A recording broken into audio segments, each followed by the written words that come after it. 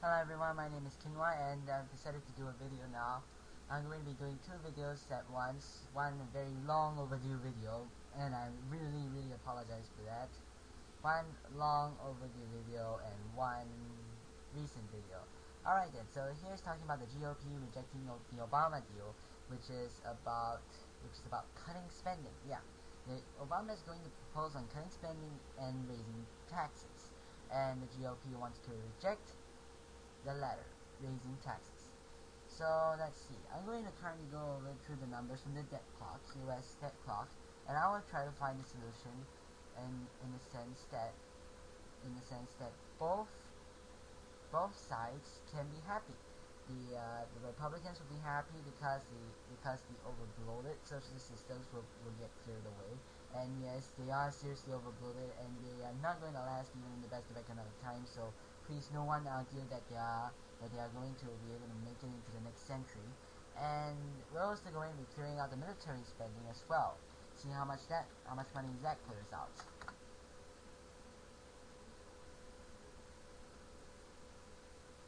So anyway, this is the US debtclock.org, and yeah, it's just basically an organization that collects all the numbers using the US debt clock.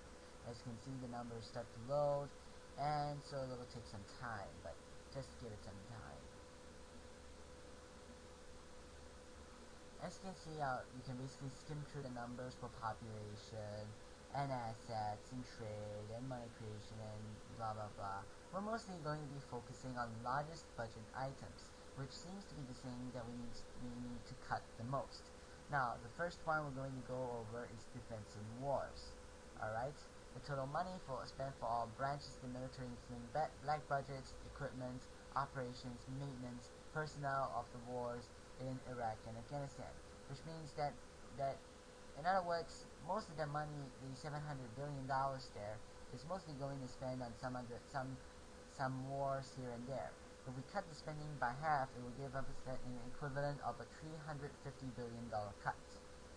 And then whatever money is left, we can actually shift over. In this case, we, meaning USA, can shift it over for an even stronger defense. I mean, that is if you want to. I mean, USA is already heavily defended here and there, so I really don't see why. The next one we're going to go over is Medicare and Medicaid, which is currently a very bloated system of medical care. In fact, it's actually doing a very poor job of trying to provide money for people to pay for their bills. We can actually erase this program entirely, and we would save that money back into the pockets of everyone. And as one of the Reason.tv episodes stated with myth versus fact videos, people usually save the amount that they can get from tax cuts. And when you do that, you can actually save it into, let's say, a bank account, and then you can save it along with interest and etc. And if you really do fall sick, you actually would have a better system to take the money out and pay for your medical bills. Oh, and by the way, considering that the Medicare and Medicaid system provides for the elderly, this amount of money spent is going to be exponential when the baby boomers come out. And it's the same with Social Security as well. Social Security is currently at $700 billion.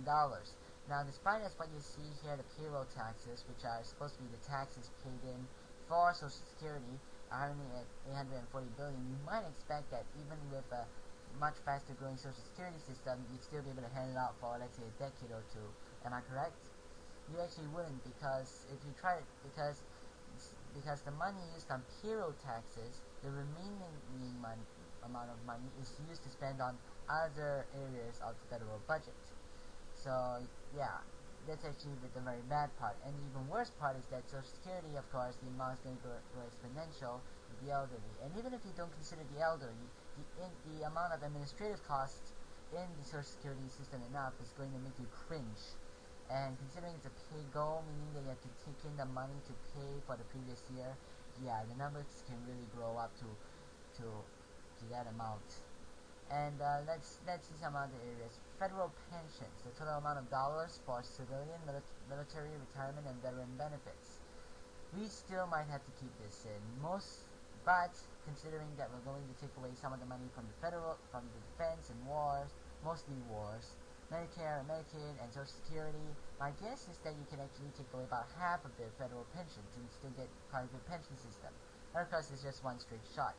Get everyone else who goes into the federal government to pay on a 401k plan, and not only would their federal pensions be better taken care of, it would also give a huge load off the current system as well. Next one is income security. Here, supplemental security income, earned income credits, unemployment compensation, nutrition assistance, family support, child nutrition, foster care, and making work pay. I'm going to just, for the purposes of keeping the Democrats happy, for this case, I'm going to leave this alone. But mostly for poverty programs don't really work. But I'll probably get to that in some other video. So let's see how much money we have taken away from the federal budget. We have taken away about $350 billion from defense and wars, 550 if you count federal pensions as well, actually 450, along with about 500. Then we would taken 500 billion plus an additional $1.5 trillion. You would have taken away $2 trillion of the federal budget. In other words, you had actually been able to cut the federal budget from 3.6 trillion to 1.6 trillion. And basically, you'll be earning a surplus from the federal tax revenues, even in the current times of economic crisis. And yes, the economy is still in a bad crisis right now, despite what the government likes to tell you, because the unemployment is still very high there, and basically everything there is still quite shitty. So anyway, that would end my video. I hope you've enjoyed this. My name is Kinwai. Thanks and goodbye.